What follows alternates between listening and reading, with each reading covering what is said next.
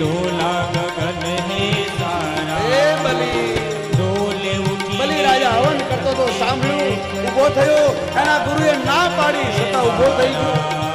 ओ भीख मांगने आया तेरे घर जगत का पालन हारा रे जगत का पालन हारा मैं आज तेरा मैं कर ले तू मुझसे जरा पहचान भगत भर दे रे जोड़ी ओ भगत भर રાક્ષસો તાળી ન પાડે. વામનનું ભજન સાંભળીને રાક્ષસો તાળી પાડવા લાગ્યા. બલીના કાનમાં ખડાટ થયો, એકદમ દોડીને આવ્યો, દરવાજે જોવે છે. ओ भगत भर दे બોલીએ વામન ભગવાન કી. બટુક બ્રાહ્મણને જોઈ બલીએ પ્રણામ કર્યા. હે બ્રાહ્મણ દેવતા, માગો. ભગવાને કહ્યું, મારે 3 ડગલા ભૂમિ જોઈએ છે, હું ગાયત્રીનો ઉપાસક છું. બલી ખડખડાટ હસી પડ્યો. હે બ્રાહ્મણ, વાતો તો જ્ઞાનીઓનો કરો છો, પણ તમારી બુદ્ધિ તો બાળક જેવી છે. તમે વિચાર કરો, કોના દરવાજે ઊભા છો? આજ એટલું માગો કે જિંદગીમાં પછી માગવું ન પડે. તમારી જે ઈચ્છા હોય તે માગો. ભગવાને બલીને કીધું, રાજન, આ જગતમાં કોની ઈચ્છા પૂરી? તારી થઈ? તું શું કામ યજ્ઞ કરે છે? 3 લોકનો માલિક છે. હજી તારામાં ઈચ્છા છે કે હું મારી ભગવાનનો બાપ બની જાઉં. તારી ઈચ્છા પૂરી થઈ? બલી ચૂપ થઈ ગયો. મહારાજ ક્ષમા કરજો, માગો. રાજપાટ, કન્યા, ધન તમે કયો એ કરી દો. આજ બલીની આંગણે ઉભા છો, માગો. ભગવાન વામન કહેશે, હું માગું પણ તું આપી શકીશ? બોલે, તમે જે માગશો તે આપીશ. તો કર સંકલ્પ. હાથમાં પાણી લે, સંકલ્પ કર. હાથમાં પાણી આપ્યું. એમના ગુરુદેવ દોડીને આવ્યા. શુક્રાચાર્ય મહારાજ કીધું કે બલી ઉભો રહી જા. આ બાળક નથી, બ્રાહ્મણ નથી, સાક્ષાત નારાયણ છે. તને લૂંટી જશે, તારું બધું લઈ લે, તું ભિખારી બનેશ. બલી નાચવા લાગ્યો. શુક્રાચાર્યએ કીધું, કેમ નાચસ? ત્યારે કહ્યું, गोरु गोविंद दोनों खड़े काको लागू पाए बलिहारी गुरुदेव आपकी जिसे गोविंद दियो बताए. हे गुरुदेव, મને ખબર નહોતી, સારું કર્યું તમે ભગવાનને ઓળખાવી દીધા. હવે તો બધું આપીશ. શુક્રાચાર્યને તો મારી દક્ષિણા રહી જશે, મારો બેટો આપી દેશે. ગભરાયા. જ્યાં સંકલ્પ કરવા ત્યાં તો શુક્રાચાર્યએ કમંડલમાં પ્રવેશ કર્યો. ભગવાન જાણી ગયા, આપી ન શકો તો કઈ નહીં, કોઈ આપતું હોય તો આડા ઉતરતા નહીં, ને તો આંખો જાશે. ભગવાને પોતાના આસનમાંથી ડાબની સળી લઈ કમંડલમાં નાખી. શુક્રાચાર્યની આંખ ફૂટી ગઈ, ભાગ્યા. બલીને સાપ આપી દીધો, તું ભિખારી બની જાય. બલીએ કીધું, કોઈ બાત નહીં, દુનિયા જેની પાસે માગે છે અને ભગવાન મારા ઘરે ભિખારી બનીને બધું આપી દો. માગો. સંકલ્પ કરે છે. ભગવાન કહે છે, સંકલ્પ કર.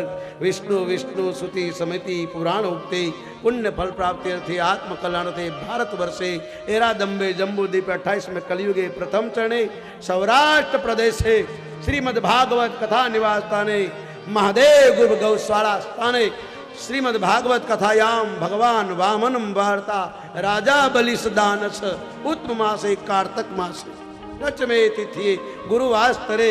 અહીં જેટલા બેઠા છો બધાએ બોલો, મમ સર્વ દુઃખ દારિદ્ર રોગ કષ્ટ યાધિ વ્યાધિ ઉપાધિ સર્વ પાપ દોષ શાંતિ અર્થે મમ વામન ભગવાન કથા પુણ્ય ફલ મમ ઇષ્ટદેવ કુળદેવ માતૃદેવ પિતૃદેવ અર્પણ.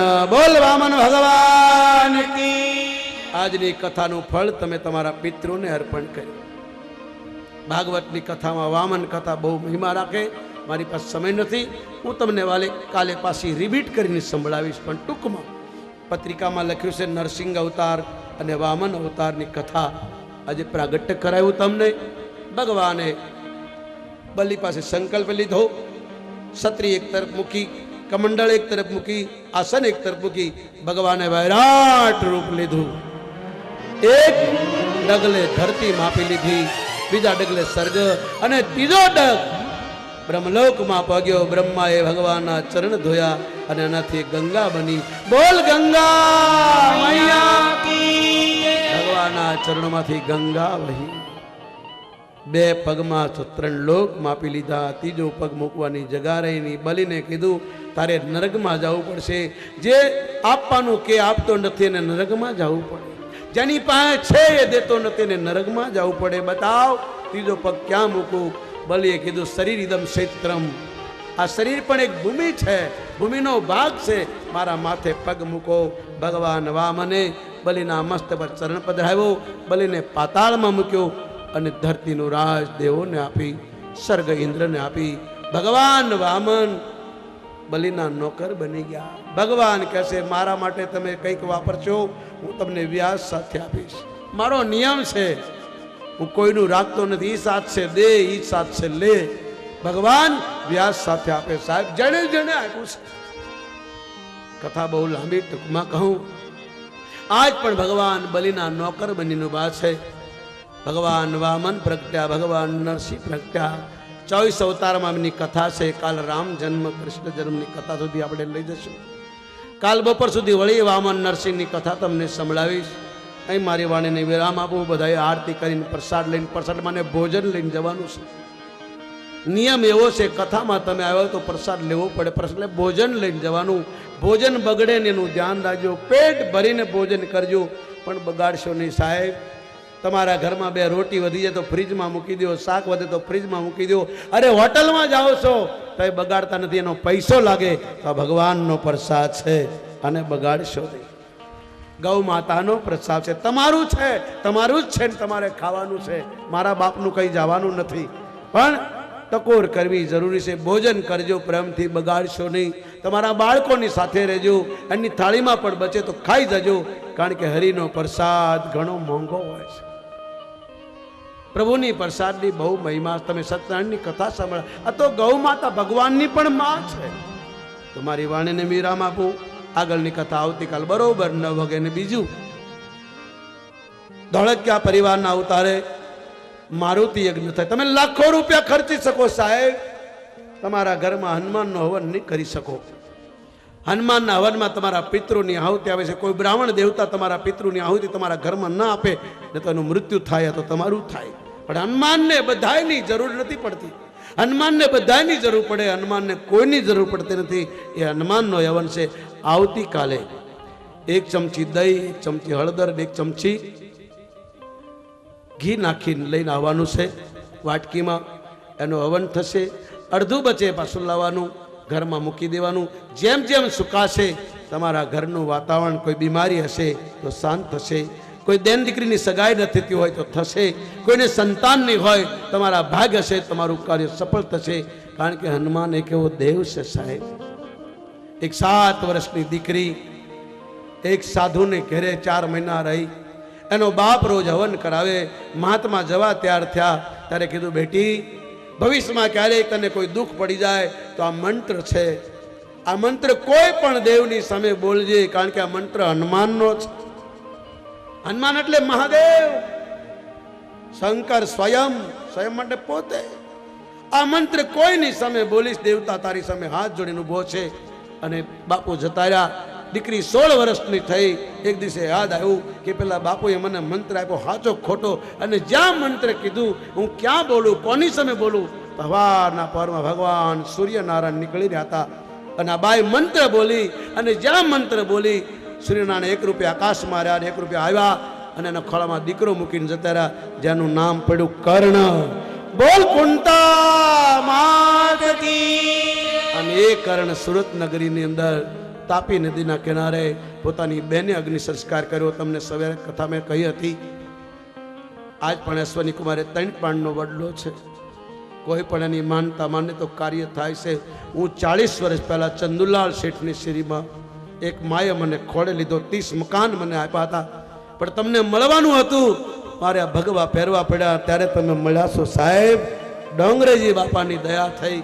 મેં એને પાછું આપી દીધું. ફર્ટિલાઇઝરમાં માણસ નોકરી કરતો હતો એ ટાઈમે. આજ પણ ચંદુલા શેઠની શેરીમાં જે જૂના માણસો છે એને ખબર હશે. અત્યારે જે કંથરિયા હનુમાન ધામ છે તો ભયંકર જંગલ હતું. ત્યાં કંતાયેશ્વર મહાદેવમાં શ્રાવણ મહિનામાં ખાલી લોકો દર્શન કરતા.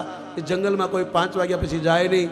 આજે કતાર ગામમાં જ્યારથી કંથરિયા ધામ બેઠા છે ત્યાંથી ત્યાં સોસાયટીઓ બની છે. લોકો ભગવાનના દર્શન કરે. ક્યારેક જાજો. સાધુની કોઈ નિજી સંપત્તિ નથી હોતી, એ તો સમાજની જ હોય છે. અને મંદિર કોઈ એક કોમનું નથી હોતું સાહેબ, 18 કોમનું હોય છે. હનુમાન એક કોમનું નથી, બધાયનો છે. તો કંથરિયા હનુમાન કતાર ધામ ક્યારેક દર્શન કરજો. હું જ્યાં રહું છું ત્યાં નવાબ સાહેબે મંદિર બનાવ્યું તાલીબ મોહમ્મદ ખાને. એ ટાઈમમાં પોતાની દીકરીનું નામ જરીના હતું. નામ બદલી અને કેસરબાઈ તાલીમ મોહમ્મદ ખાન રાખ્યું. ઇસ્લામ ધર્મનો એક રાજા એ ટાઈમે નવાબ સાહેબે બનાવ્યું છે. જ્યાં હું 40 વર્ષથી રહું છું, જ્યાં ડેલી હવન થાય છે 40 વર્ષથી કન્ટિન્યુઅસ. હું અહીં છું તો મારા મહાત્મા કરશે. અને આજે 5 વર્ષથી કન્ટિન્યુઅસ સુરતમાં પણ હવન. કંથરિયા ધામ કોઝવે ક્યારેક જાજો સાહેબ. મારી માની સેવા ન કરી શક્યો. નાનપણમાં મેં મારી માને જોઈ નહીં, મને યાદ નથી. મને ખબર હતી મારી માનું નામ જયા છે, એટલે સુરતમાં મેં મારી માનું મંદિર બનાવ્યું જેનું નામ છે જયા અંબા. 300 એનઆરઆઈઓ અમેરિકા, કેનેડા, આફ્રિકાના 300 માણસો આવી અને પ્રતિષ્ઠા કરી સાહેબ. પરદેશ કંથરિયા ધામ કોઝવે. શનિવાર મંગળવારે મેળો લાગે છે. આ ધોળકિયા પરિવાર બધા જાય છે. એકવાર મેં કથા કરી હતી અને કથાની પ્રભાવથી ત્યાંના લોકોની શ્રદ્ધા વધી છે. એ કંથરિયા હનુમાન પાલનપુરથી જોત લઈ ગયા. મંદિરમાં જઈ નહીં ત્યારે બેન દીકરીઓને બોલાવી અને જોત લઈ પછી મૂર્તિ પ્રત્યે કરી. હનુમાનજી સામે ઊભા રહેશો તો તમને લાગશે કે હમણાં બોલશે. જે ગુરુએ મને અહીં સુધી પહોંચાડ્યો એનું નામ કોટેશ્વર ગિરિજી મહારાજ હતું. મેં મારા ગુરુના નામે કોટેશ્વર મહાદેવ બેઠાડ્યા છે. એક યુવાન તમારો સૌરાષ્ટ્રનો એક સાધુનો દીકરો જેણે સર્વસ્વ ત્યાગ કરી અને ત્યાં પૂજા કરે છે. આવો મહંત તમને નહીં જોવા મળે. કંઈ પણ પાથરા વગર એક ખાટલા ઉપર જાહેરમાં સૂવે છે. આવા ભૂમિમાં પડેલા મહાત્માઓને એના મા બાપોને કરોડો પ્રણામ છે. આવા લોકો સમાજને મળે છે. આ દાતાઓ ધર્માવતોની કથા છે. શાસ્ત્રો કહે છે સંત એને જ કહેવાય, પુત્ર એને જ કહેવાય, ધર્માત્મા એને જ કહેવાય. આ દેશને કામ લાગે, ગાયને કામ લાગે, ધર્મને કામ લાગે, કુટુંબને કામ લાગે, ગામને કામ લાગે. તો તમારા લાઠીમાં તો આવા દાતાઓ ધર્માત્માઓ છે. હું તો એક નાનો સાધુ છું. 40 વર્ષથી પાલનપુર શહેરમાં રહું છું. 12 મહિને એકવાર ભિક્ષા માગું છું. બાકી મારે ક્યાંય લેવાનું નહીં. મારું કોઈ કમિશન નહીં. મારો કમિશન દાળ ને રોટલો છે સાહેબ. ગમે ત્યારે મને અડધી રાતે બોલાવો. તમારે મને રૂપિયો નહીં આપો. જેમ કૂતરોને રોટલો બતાવો અને કૂતરું દોડીને આવે એમ શીપરાગીરીને જ્યારે બોલાવશો ત્યારે તમારી સામે આવીશ. તમારે મને કાંઈ નહીં આપવાનું સાહેબ. આ મફતિયો સાધુ છે, આનો ઉપયોગ કરજો સાહેબ. દુરુપયોગ નહીં, સદુપયોગ કરજો. કોઈ પણ ધર્મનું મારું જીવન ગાયો માટે છે. હું ગાયો માટે બોલું સાહેબ. મંદિરો બહુ બની ગયા, હોસ્પિટલો બહુ બની, દવાખાના બહુ બન્યા, સ્કૂલો બહુ બની. હવે મારી પ્રાર્થના છે ઈશ્વર તમને આપે તો આવી ગૌશાળામાં સેવા કરજો સાહેબ. આ જ સાચું ધન છે આપણું. આપણા દેશમાં મોટા મોટું ધન હતું ગૌધન. આજે ગૌધનની રક્ષા કરનારા ઓછા છે. તો મહાદેવ ગ્રુપ યુવાન બાળકો પોતાના ઘરમાં ખાઈને આ ગૌશાળામાં સેવા કરે અને સાથ આપજો. આ તમારો ધર્મ છે, તમારી ફરજ છે. હું તમને કંઈ નહીં આપી શકું. હું ભિખારી છું. હું તમને સમય આપું, મારી વાણી આપું, હું તમને બીજું શું આપું? પણ ગાય આપણી માં છે. મર્યા પછી ભગવાને કામ નથી આવતો, ધર્મ નથી આવતો, તમારા મા બાપ નથી આવતા, તમારો ગુરુ નથી આવતો. મર્યા પછી પણ ગાય આ જીવને કામ આવે સાહેબ. આનું પૂછડું પકડી તમને પાર ઉતારે. ભાગવતમાં લખ્યું છે, વાંચજો. ભગવાન કપિલે પોતાની માને કીધું, માં મર્યા પછી આ જીવને વૈતરણી નદી પાર ગાય કરાવે છે. આ મર્યા પછી કામ લાગશે સાહેબ. આની રક્ષા કરજો. બને તો સેવા કરજો. હું જાજુ તમને શું કહું, દુર્ભાગ્ય દેશના